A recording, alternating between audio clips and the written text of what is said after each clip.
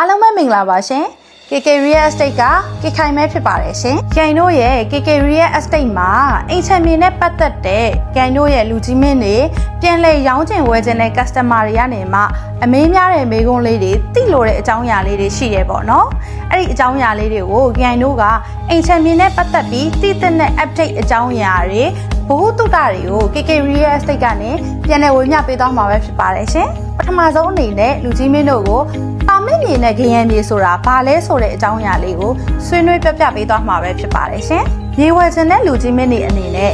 ပါမစ်မြေဝယ်မလားခရမ်းမြေဝယ်မလား။မြေမျိုးစမသိဘဲနဲ့ဝယ်ရင်တော့နောင်တရနိုင်ပါတယ်နော်။ပါမစ်မြေဆိုတာဘာလဲ။ပါမစ်မြေဆိုတာကကျန်တို့အစိုးရပိုင်မြေကိုအသုံးပြုခွင့်ပါမစ်ပေးထားတဲ့မြေပါ။ကျန်တို့အမြဲတမ်းပိုင်ဆိုင်တဲ့မြေမဟုတ်ဘဲအသုံးပြုခွင့်ရထားတဲ့မြေဖြစ်ပါတယ်။အုံနာနာမည်ပြောင်းချင်ရင်မြို့နယ်ရုံးမှာပြောင်းရပါတယ်။ကျန်တို့ transfer process ကကြာပါတယ်။ဘဏ်လုံးဝမရပါဘူး။ဒါပေမဲ့သူကကျန်တို့ခရမ်းမြေထက်တော့ပိုပြီးဈေးသက်သာပါတယ်။ဆိုတဲ့အတွက်ကျန်တို့က budget နည်းနည်းနဲ့နေထိုင်ခွင့်ကိုပဲစဉ်းစားမယ်ဆိုရင်တော့စဉ်းစားသင့်တဲ့မြေမျိုးစားကပါမစ်မြေပါရှင်။ခရမ်းမြေဆိုတာဘာလဲခရမ်းမြေဆိုတာကျန်တို့ကပိုင်ဆိုင်အသုံးပြုခွင့်ခရမ်းရရှိထားတဲ့မြေမျိုးစားပါ